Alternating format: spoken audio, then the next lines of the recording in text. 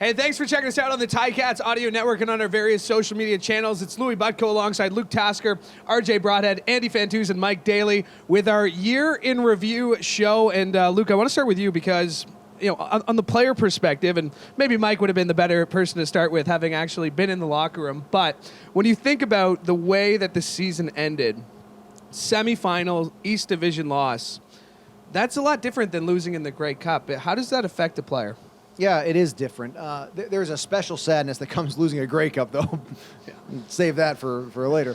But, yeah, years like this, like I think back to 2017, although that was different without making the playoffs, it's a little different. We actually won the last game of the season that year, but certainly went to the Eastern Final and lost in Ottawa and lost here in 2016 to end the season. It's never, there's only one team that's happy at the end, and those, particularly those 5 teams that lose in the playoffs, that's a hard way to go home. It always struck me as being very abrupt at the end of the season. You lose the game, and the next day there's meetings. You're packing up your locker, and you're out of there. There's maybe a handful of guys who stay around in the off season, and that's it. And everyone's on their own to get ready for next year. So it's disheartening. It takes a little while to sort of get over the just abrupt. You've been with these guys every single day for 6 months, and now it's done. It is hard. And Mike, I mean, the way the Ticats played in that final third of the season, going into the playoffs, they were playing with some momentum. This wasn't a team that really expected to lose that. You never expect to lose, but this is a team that had belief that had they won against Montreal, they would have had a shot in the final, and they would have had a chance in the Grey Cup. Yeah, for sure. And it's always talking about, what's the hottest team going into the playoffs, right? It's not necessarily who finishes first, whatever it might be. It's that hottest team, whoever's gelling. So there was true belief in that locker room that, this will pan out well, especially to get to the Grey Cup. You got to work through the East, who had their struggles all season long, right? But yeah, there was belief. But on Luke's point, anytime you don't finish with a win at the end of the season, it's kind of disheartening. It's like all this effort that you put in for as long as you did, right? 22 weeks plus the training in the off season, all that kind of stuff. It's disheartening. But Luke, it's funny how you said it's so abrupt. I remember my first year after, we had lost in the Grey Cup, we get back there and we start talking about flight details the next day. I'm like, whoa, we're not having a week long of meetings. It's like, no, people are leaving that next day to get home, and it's like that abrupt about it. You come from university and you finish the semester after your season right. ends. Like, it's done, man. Right, you at least get to go back to school and see everybody, or see them in the wait. Nope, not here. It's okay. See you later. See you next season. Yeah, I mean, Andy, to that point, when you're a player, you finish the year. How do you use that loss as motivation? There's going to be a lot of motivated guys who have been to the Grey Cup, guys who went to 2 straight Grey Cups. There's going to be a lot of people who are going to be thinking, how am I going to get better? As a player, how do you put yourself in that mindset in the offseason? Yeah, well, there would be times where I'd have flights booked for vacation reasons right. before the season even ended, and not knowing how far you're going to make it. And you talked about you don't want to finish on a loss. Well, there's only one team who's happy finishing on a win. 2017, we finished on a win, but we didn't make the playoffs, so you're not exactly happy. I guess you have a little bit of temporary, happiness, but yeah, the only time I actually did win the final, the big game, I had a flight booked a week from the game, and I had to cut my Grey Cup parade party short and drive home from Regina in the snow to catch a flight to to Mexico or something. So it's kind of funny how that works. It's like we were talking about thirds of the season all year long, and it was, they finished 5-1 in the last third, and the hottest team. Yeah, you want to be hot, you want to be healthy going in the playoffs. But this year, it just seemed like there was such a fragile team. And in that last third, you saw a little bit of character of overcoming adversity within games, a big, where finding a way to win. Where earlier in the season, it was more of just a little crack, and, the ship would fall or would sink. And it just wasn't that year. So I don't know if this team felt that abruptness of the end of the season, where it could have been starting to sort of break away as the season was going on, and there was a little bit of dysfunction within the group, and you just never really had the sense that, okay, this is the team that can actually do it and win, because of it was so hard to win when you make any mistakes. Well, and the hard part about that too And sorry, RJ, but the hard part about that too is that when you've had that experience in the season where it's like you get into this dark spot where you're like, we can't win anything. You know what I mean? We fall apart. We're blowing leads, whatever it might be. Even though you feel like that hot team going into the playoffs, that can come back pretty quick, right? And one bad thing happens, like that kind of sneaks up pretty fast. So it's like, it's really sensitive for that entire season, and that lasts into playoffs no matter how hot. You saw that in that playoff game, right? Yep. You fall behind early, have a little bit of not able to run the ball like you were able to in the last 6 games. Just things aren't working out the same way, and it's just that you just didn't see that fight that you're hoping to see, right? I like hearing from you guys because you're ex-players and you want to win all the time, and the championship's what it's all about, and that's what it is for fans too. But look at how this season went for the Tiger Cats. 0-4 start, 1-5. Really the first half of the season, first 2/3 of the season was not very good.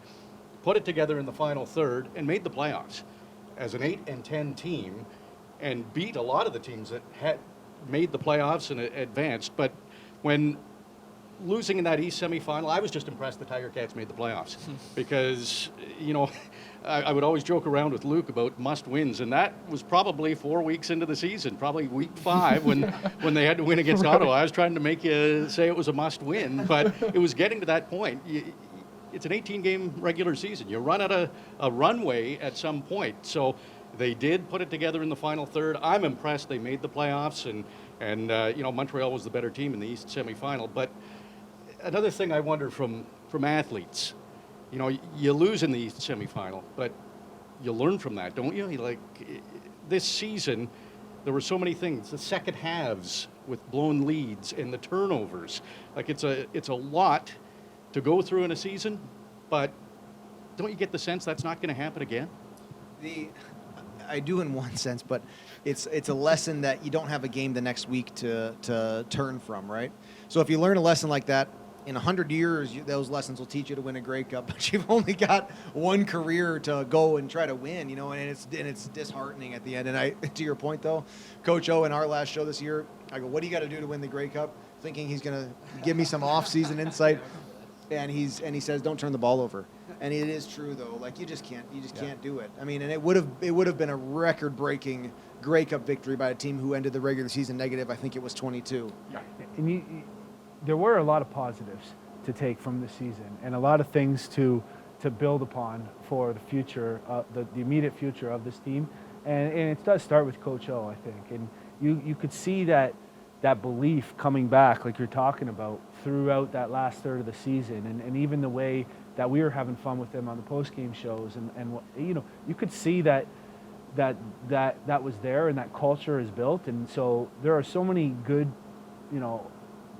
positive aspects of the Tiger Cat organization, especially like operations and in this locker room, that to build upon. But you don't have next year with the same team. It's going to be so different, whether it's coaching staff, players. Yeah, it's going to be so different every single year. Interesting part of this, because it looks like there's going to be a lot of changes. We just look at the free agency list. I mean, you're not going to keep everyone. There's going to be roster turnover. Mike, what do you think the message is going to be day one at McMaster? Is it going to be different than what we had heard in previous years? Is it going to be the same message on that first day that you hope goes all the way to that December or November 19th at the Grey Cup here? What do you think the message is going to be day one at McMaster come 2023?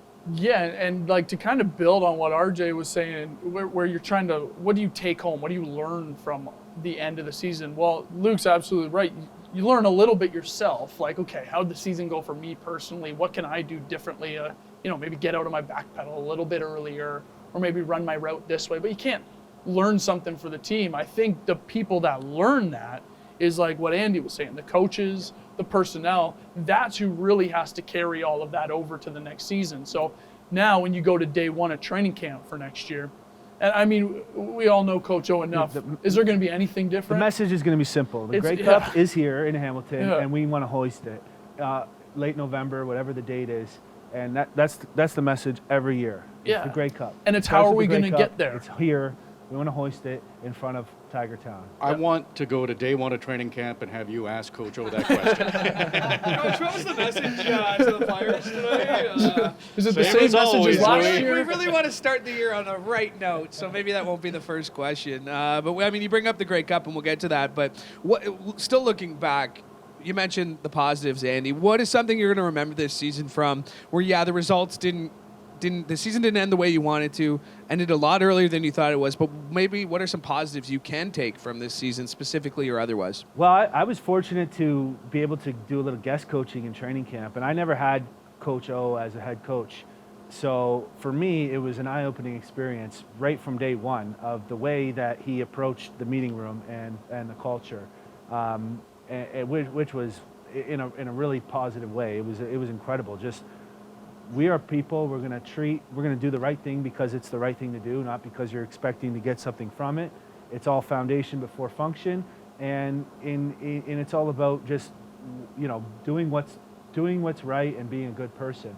And we're going to develop great people, look at each other for support, trust the guy next to you, be loyal to each other, count on each other, and I think that that's a winning foundation. I think that that's something that I'll never forget. I took a ton of notes, and I've also reiterated a lot of those comments throughout the season in different aspects of my life. So that's a big takeaway for me this season, was the impact, me just sitting in that locker room, not even as a player, especially a first-year player or something, but even over all my years of playing, just sitting there, and the impact that his words had on me, and then in turn his assistant coaches, how they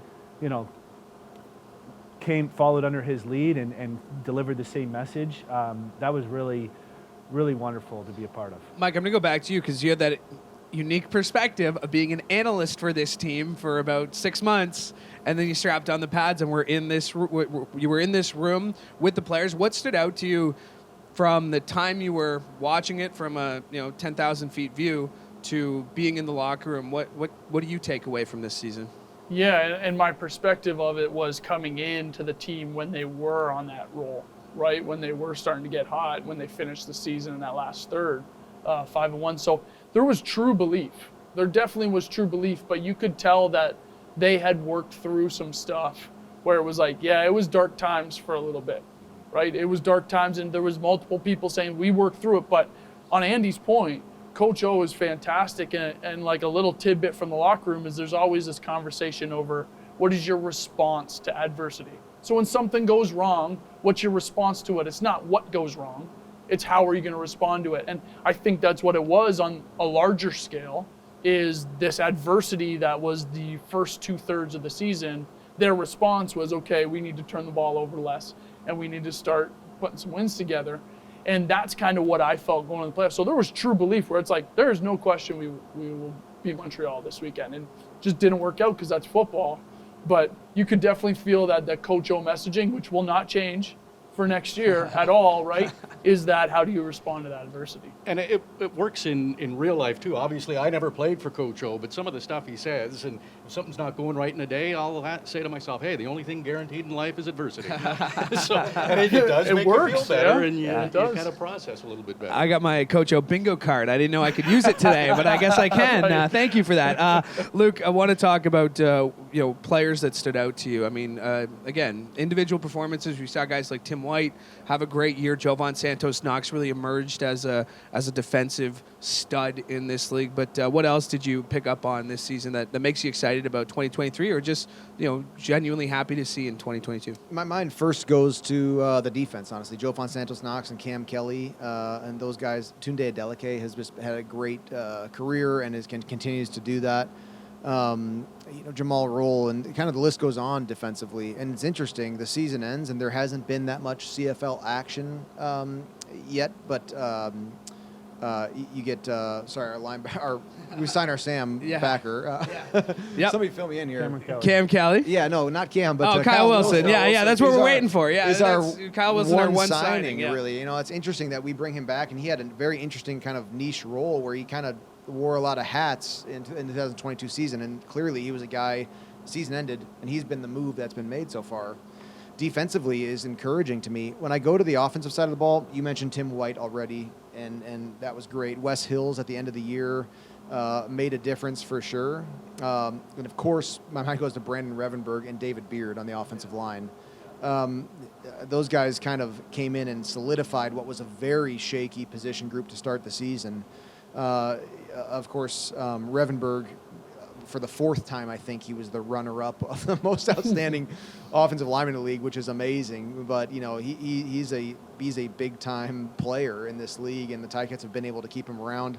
I've heard both Coach O speak to his respect for Revenberg, and Revenberg speak to the respect he has for Coach O, and it seems like that's kind of a good relationship and something that the Ticats will want to continue. So they do have a lot of players, that you'd like to see back next year. And Andy, I mean, to that point, you need those players. You need those players who have gone to the Grey Cup and felt that sting, who are in this room, who when things aren't going right, they can grab them, they can shake it out, because, again, this is a big locker room. There's a lot of bodies. There's a lot of personality, and you need those players who can bring a defensive guy who might have some beef with somebody else. But, yeah, when you're missing a guy like Chris Van Zyl for a big portion of the season, I mean, he's in the locker room, but when you're not on the field leading by example, same thing with Simone Lawrence, missed a chunk of time. Curtis Newton as well. Curtis Newton in special teams. You look at Dylan Wynn when we lost him for the season. Addison. Like Braylon Addison, right at the list goes on with that, man.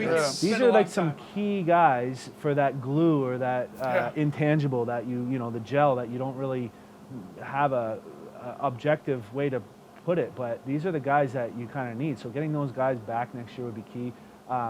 I think the offensive line was a big improvement through the season. You already mentioned it, but that's something to build on. And then you can't really leave this conversation without talking about the special teams. Yeah. I mean, Lawrence Woods at the start of the year was on track to just shatter records. I mean, he was incredible. Speedy B-esque when he started with this team years ago, and then bringing in Seth Small. I mean, he had the highest field goal percentage in CFL history for a single season. So those are some key pieces that, healthy through a whole year, that if you can rely on those and build around it and focus elsewhere, it is really crucial. Especially when how shaky the kicking game was to start, right? Like, that's the toughest part, is because it was such a mismatch of, okay, maybe we're going to sign John Ryan, and then John Ryan signed. He was right. in the building. Well, that's what I mean. That happened this year. Like, I know and so Domagala had to do both, and he was kind of that wild card, and then to have Seth kind of step in and be like, you know what, I got it, and then just kick 90% out there and start putting points up on the board for an offense that couldn't really get in the end zone. Huge, right? Do you guys remember Tag Leader? Yep. Like, remember him hitting that game-winning field goal in the preseason game? Yeah. I mean, well, Seth Small was the answer. I'm glad you brought him up, because when I was watching the Grey Cup game, and it's a point difference, and I went through 53% of the games in the CFL were decided by one score. So if you can make your field goals, get the points when you have the opportunity, and that's what Seth Small did. And it was a different feel when he'd step up. You really thought he was going to make it. He was 4 for 5 from 50 yards or more, hit a 58-yarder, 90.7%, which is the highest field goal percentage in Hamilton Tiger Cats history. Yeah. So, and special teams, I went through and looked at the numbers, top half in everything except punting average, but the opponent return average, Tiger Cats had the best. They held the opponents to the least there. And you mentioned Mark Washington, Luke. Tell you, as a Ticat fan, I was a bit nervous when Ottawa, Sean Burke and Bob Dice is a great hire for Ottawa, and Mark Washington will be a head coach in the CFL. But to have him back in a Grey Cup year, 2023 for the Tiger Cats, as the defensive coordinator, it was kind of one position that you didn't really worry about. And if there was a big play on the defense, it was almost surprising. You didn't expect it. So that's usually a good sign that the defense is playing well. You asked about what one of our most memorable parts of this year was. As far as the our TAN team, our Ticat Audio Network team, for me, like driving to work, listening to Daly and Courtney with Ticats game day, then getting in the building and hearing all these random, well thought out stats that are just like, oh wow, crazy from you, And then stealing them for the pregame show. Right. just getting everyone's perspective on the game, going do to your talk proper. to Coach Sal, going to talk to Milty. You know, like Yeah. I really enjoyed our pregame, Yeah. pregame to the pregame show. That was the one thing I definitely missed this year, obviously, was the game day stuff. And the one game I did come down was the Labor Day Classic. And obviously that game didn't go the way. But there were some moments here. And that game against Winnipeg, where it was the turnaround of that final third, where it finally started to look like, okay, the Ticats are going to do something. That's something you don't want to hang your hat on one game, but to get that little tiny bit of revenge must have been a little sweet, maybe, Mike. I mean, I know you still lost the Grey Cup, but coming in and beating up Winnipeg, I mean, that's going to stand out as one of the positives for me this year. Yeah, and that was kind of the time where it was like, that was, as RJ was, must-win game, right? That was probably one of the 7 or 8 or 9 must-win games that they had in the season, right? But that was one of them where it's like, okay, it'll really depend on how they approach this Winnipeg game and how they can stack up with the best. Because at that point, I think Winnipeg was just rolling through everybody, right? And then they go and beat them, and then that, I think, is that, like, re-energize that life into the team where they're like, okay, we can do this. We have a shot at the playoffs. We just beat Winnipeg. We got to really get this thing rolling. I think that was that energy that helped that final third kind of go the way it did. I mean, obviously, football, you're not going to win it. Like Andy said, only one team ends up winning it. But I do agree with you that that Winnipeg win was the one where it's like, okay, we can make something happen. Expectations, RJ, I feel like this is a team that went to 2 Grey Cups, underperformed what they thought they were going to do this past year. Now they're hosting the Grey Cup again. They know what it takes to get to that game. They know where do you feel like the expectations will be in this room come first game of the season? I think the expectations will be to win the Grey Cup for the first time since 1999. And, sometimes you have to take a step back to take 2 steps forward. And we all know Coach O. We talked about him. First time in his head coaching career in the CFL that he didn't make it to a Grey Cup. There were a lot of learning lessons this season. I fully expect with the coaching staff, as far as I know, all coming back, all on the same page. We'll see who they sign and who they bring in, who they re-sign. But I think the Tiger Cats are going to be one of the favorites, and there is no doubt in my mind that the goal is to be in the Grey Cup game in Hamilton in 2023 and hopefully end that Grey Cup drought. Didn't it sting a little bit more that it was the fact that it was the Argos winning the Grey Cup? No, I think it's good. You think it's good? Well, it's motivation, right? Your the rivals Argos. win. If anybody had to win, it had to be. And then the other thing, sorry to jump in again, but the Argos did win the season series against the Tiger Cats. One of those games, Tiger Cats were missing their 2 top quarterbacks, but they weren't that much better than the Tiger Cats. If Ticats eliminate some of those mistakes, if I'm looking from their perspective, I'm thinking we're close. We were really close. If a few things had gone our way, a few fewer injuries, a few fewer turnovers, a little better in the second half, it might have been a different story. So I think they're right there.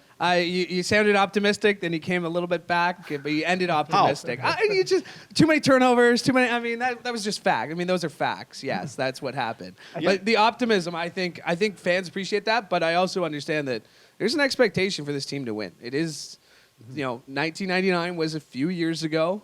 This game is going to be hosted. I mean, there's going to be. How are the players going to feel about that expectation? I'll tell you exactly what's going to happen day 1 training camp. Bob Young is going to walk into the first meeting room, and Coach O's barely going to talk for that first meeting. Bob Young is going to step up there, and he's going to say, him and Scott Mitchell are going to both step up there in front of players that might have been playing in the CFL for their very first time, and they are going to say how important it is to win the Grey Cup. So from day 1 of training camp, a lot of the American guys are going to be coming here for the first year, are going to look up there and say, whoa, I guess we have to win that trophy right there, right? And then, hey, what's the Grey Cup? They'll start talking about it, but that's going to be the day 1 expectation. We are here to win the Grey Cup, and that's going to be in everybody's mind day 1. I'll say, too, that we talked about Coach O's messaging not changing and the consistency of that. And there's something to be said about, what it takes to win is simple but not easy. Like, it kind of never changes across football in a good way. You can't turn the ball over. You have to score points. You have to block and tackle. I will say that Coach O has that true story of what it takes to win a football game. He has a good way of putting of retelling the same story to kind of strike fresh. I mean, he had analogies for seasons that we had of climbing a mountain and sort of a progress throughout the season. Of each win, you get a little bit closer to the summit, which is a Grey Cup championship. And he's gonna get that message through. And what it means to this is unique to our league, that there's only 9 locations that the Grey Cup could be, and so a home Grey Cup is more common in the CFL than in other leagues, and you have a chance to do that in 2023 in Hamilton again, and the importance of making that happen. Andy, I want to acknowledge the elephant in the room, and that is the free agent quarterback that the Ticats traded for on Grey Cup week, and Bo Levi Mitchell. And it shouldn't be understated that the goal is obviously to sign him. You don't make this deal unless you think you're going to sign him.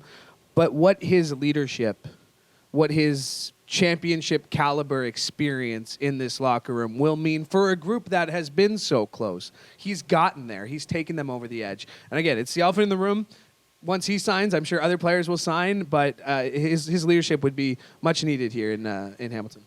Yeah, it's tough really to comment on it because you don't know what's going to happen. But he's unquestionably the most decorated quarterback in the past decade. He's arguably one of the best quarterbacks of all time in this league, and it goes beyond just his skill set on the field. It is his leadership with all that dynasty of the Stampeders that he took them through for so many years. So he's going to bring things both on and off the field, if he signs here, that are valuable. And I think we're all fans of the quarterbacks that were here this year, but there's something had to change when you have those turnovers, when you have those losses, and this looks like what management's thinking could be the answer, but to speculate on it, it's really hard to go. Well, and I mean, to that point, I've obviously said my praise about Dane. This is the quarterback under contract here, and for him to have that moment where he came out this season and said, I've been struggling. Like, mentally, I have not been all there. I mean, I felt like that was a huge moment for athletes and for fans to acknowledge that, man, these are real people at the end of the day. That, it is easy to sometimes forget that it's easy to send a tweet sometimes, but these are real people with jobs who have lives outside of here. And I just thought that was a really important part of the season that I hope isn't forgotten. That Dane was open with his struggles with his mental health and how that affected him on the field, and talking to a therapist. I just thought that was a moment that we don't often see from professional athletes, and I hope it's something that's not forgotten in the season that we've had. We mentioned the Grey Cup in 2023. It is here in Hamilton on November 19th. What are you guys most excited about? We were just talking about the previous Grey Cup being a year ago this week that we're sitting down here. Mike, what are you most excited about for the upcoming Grey Cup? Yeah, I mean, just that. Now, Mike might be playing in this Grey Cup still, so we don't know about that. Okay, no. Where's his locker plate? Is it still here somewhere? Where's his stuff? What I'm excited about is that, and I'm sure both of you can attest to this. Anybody that's been, around Hamilton for a playoff game, let alone a Grey Cup game, I was lucky enough to play in that, the last one we had here. The atmosphere is unbelievable, right? Every one of my favorite games ever playing is the playoff games that Hamilton is able to host, right? And yeah, Hamilton's got to work hard to get those home playoff games, but then to have a Grey Cup on top of it, the atmosphere is incredible because all the fans come out and they are louder than ever. I mean, it's going to be Tiger Town faithful out there, you know what I mean, no matter what. And that's, honestly, that is the most enjoyable games I have because of how loud it is, how excited they are, and you just feel it. Like, it radiates through. It's something different completely from the regular season. I'm sure you guys felt it too when there was any sort of playoff game. It's a completely different world, really, it feels like. Yeah, and we had the Grey Cup in Hamilton in 2021 that they were telling me was abbreviated in some sense, but it was a blast. I mean, it was Right. It was unbelievable. I mean, the week was amazing, and there will be more than that. We've gotten sort of a little sneak peek in some of the things that they're thinking about, and they're gonna go all out for it. The city, the team, the league. I mean, it's gonna be a great and historic Grey Cup, and it would. Just imagine if Hamilton is playing in that game. It will be pretty special. I was talking to Milty on the 12th around 11 a.m., and I was thinking that, 365 days ago, the three of us were sitting at the convention center doing our pre-game show, getting ready to go down to the stadium. I've definitely learned some lessons from the first Grey Cup I attended to this one that I'll be attending. But RJ, what are you most looking forward to when it comes to the Grey Cup in 11 months, less than 11 months now? Yeah, the city will be buzzing and full fan support, which is best in the league. And with the team, I'm excited to see in the coming weeks and months and who signs and what we're going to see. And I'm excited for training camp. I'm excited for the start of the regular season. I feel like, again, lessons were learned last season. I would be shocked if it's an 0-for-4 start again. It might be the inverse of that, which would be great for Tiger Cats fans. But I think the team is going to be beefed up, and the coaching staff is going to be prepared. I'm excited for a championship season. I think the Tiger Cats are going to win in 2023. All right, let's end with RJ's optimism, which we appreciate it. Luke, RJ, Andy, Mike, thanks for doing this. Appreciate it, and have a great holiday season.